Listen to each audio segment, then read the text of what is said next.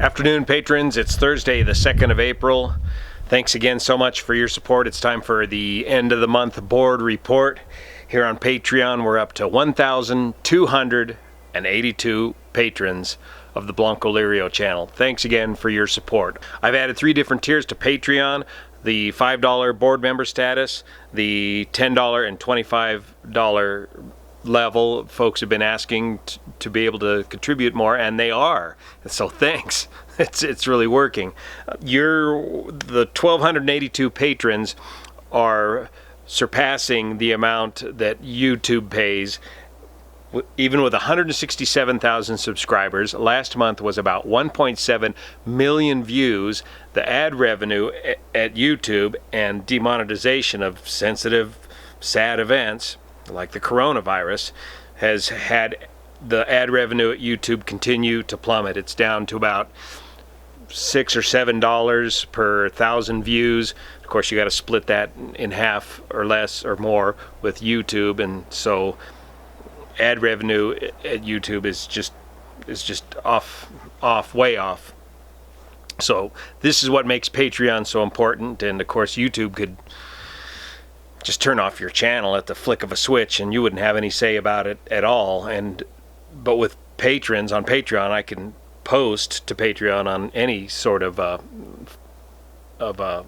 format. It doesn't have to be YouTube. We're doing good here at the Blanco Lirio Global Headquarters. We got a couple of nice, cool, clear days of weather. We're going to get more rain and snow this weekend. Low snow as well. The 24 inches of snow has pretty well melted here at this elevation. The snowpack snow survey was just done again. Despite the good amount of weather we've had in March, that real dry February, statewide, we're still just a little over 50% of our average snowpack to date for the state of California. But more rain and snow is on the way. The kids got a chance to get on the news yesterday, local KCRA news. The local station out of Sacramento was doing a story on homeschooling. They were interviewing the principal at the kids' school, and they asked which family could we go talk to about homeschooling, and they recommended Jenny and the kids. Because I suppose they knew that Jenny could speak well in front of the camera. I was away, fortunately, at the time, and they had a great time on the local TV news. I'll add a little bit of that to this update. The B-17 story, the clip we did with Dan Greider, I turned that back to private after receiving some phone calls from folks inside, folks that are working with some of the pilots of the Collings Foundation. They took umbrage with some of Dan's comments.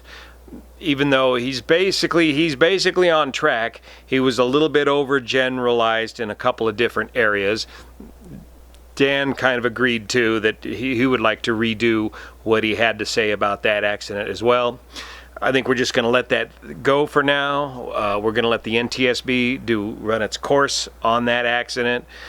We've pretty much said everything that needs to be said about that accident at this point, but a couple of things I have learned that I can share with you about that accident. One is Mitch, the crew chief flight engineer guy that was in the middle. He saved lives.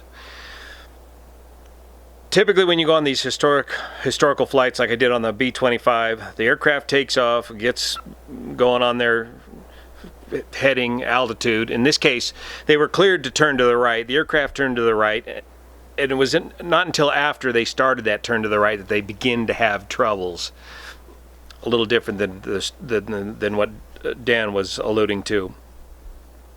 Nevertheless, once they get up and leveled off, usually the guy in the middle starts moving crew members around the aircraft so that everybody gets a chance to witness every different crew station. And it's a lot of fun to climb around the aircraft while you're underway to witness what all the different crew stations were like on those old aircraft.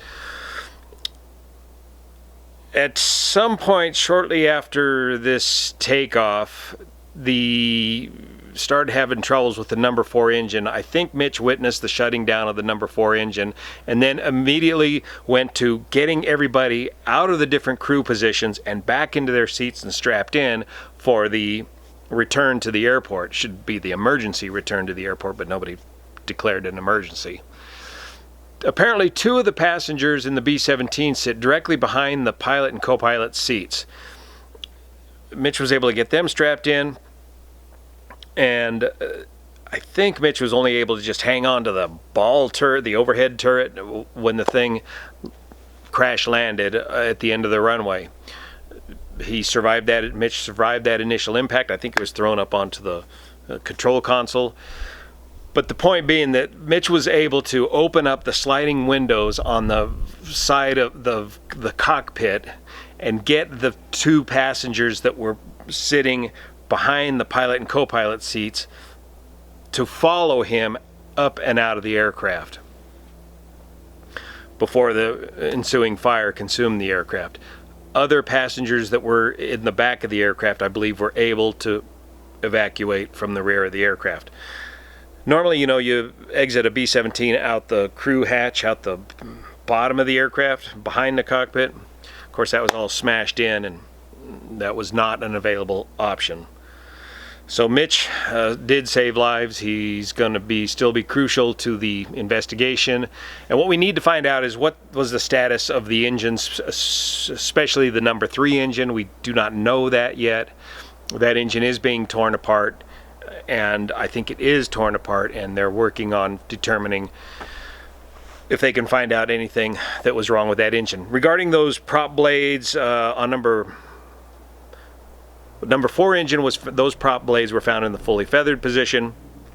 The prop blades in the number 3 engine, some were found in a partially feathered position. Upon impact, the phenolic blocks inside the dome of the Hamilton Standard propeller can fail and break, and those prop blades can achieve various odd angles upon impact.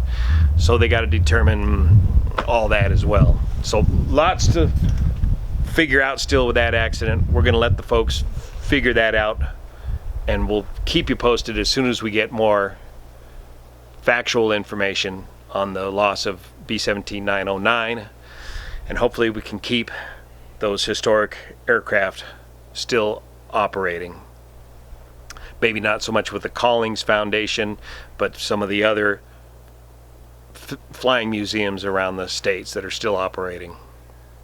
So thanks again so much for your support. We got more, the COVID-19 story has taken over everything. I want to make sure people understand they know how to read the data on the IHME website, and that's what I'm working on today, coming up soon.